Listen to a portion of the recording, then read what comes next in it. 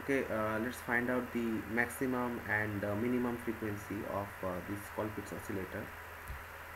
To find out that maximum and the minimum uh, frequency, we have to take such kind of attributes like that. First of all, after running this value, just stop this value, go to the split part. There is a split part. Now how could you find it out? So there are some time sections right there, you can see there. Okay, so again starting the simulation. Okay, just starting the simulation, that's the starting point. Okay, and just stop it and find out that is the highest peak, the first peak out of it, and then the second peak, and that will go through to there. Okay, if you take one period of time, or I have to clear you like that. If you want to find out the one period, if you start it from there, so that is the one peak, second peak, third, and that particular point is the last destination, and the total, you can say, from this time to that time is the total period of time t. And if you want to find out f, the frequency, the maximum frequency, f max, that will be 1 by t maximum. That means the total period t. So how could you find it out? So first of all, check the value here, putting the cursor, that is 288.53, 288.53, note that 288.53, and that is 290.16.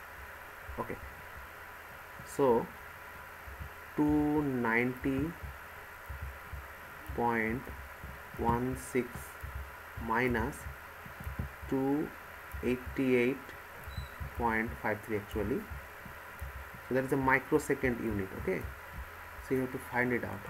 That is that will be 290.16 minus 288.53.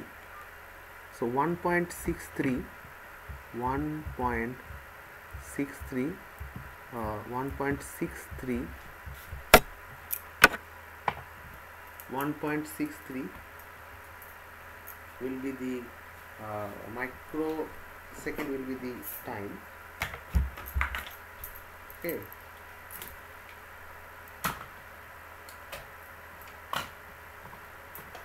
will be the time. Okay, so that is the difference of the micro second. Okay, now how can you find out the another part? Now the another part could be finding out like that, that is the frequency maximum frequency fm or f max will be 1 divided by 1.63 microsecond. So now you will get the value. So if it is 1.63, okay, 1 divided by 1.63, again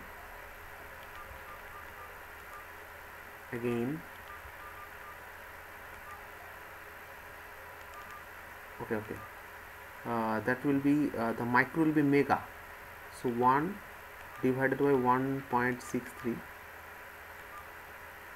0.6134 to 1000, that means 613.49, 613.49, that is the, if it's 0.613 mega, if we just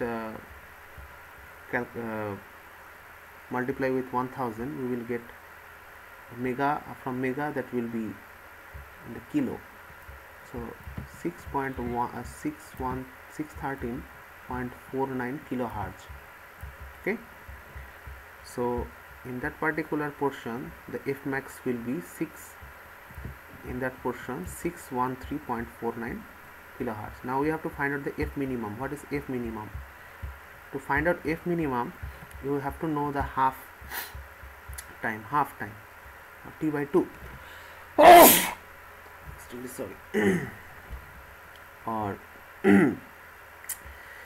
so for f minimum, if that is the initial point, second, the first, last point will be that.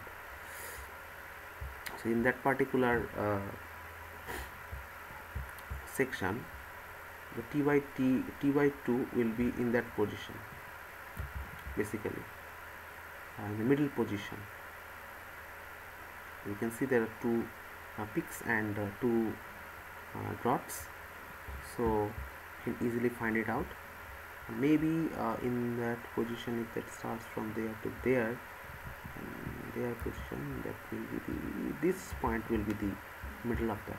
So just put the value here. What is the point? That is 289.39 microsecond, and in the initial point is 288.52, 288.52 and 289.37. Just minus 289.37 minus 288.46, 288 point not about 46, it's quite closer to it, 52, 288.52. we will get 0.85. Just inverse it, 0.1 divided by 0.85,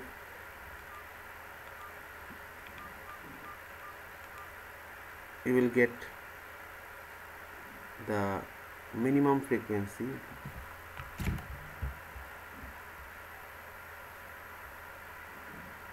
that is 1176.47 kilohertz. So that is the maximum frequency, and the minimum frequency we have find it out. So in the total period of time, if we find out, that is the maximum frequency, and if we just half of that frequency, we will get the minimum frequency. Okay, thank you very much for being with me.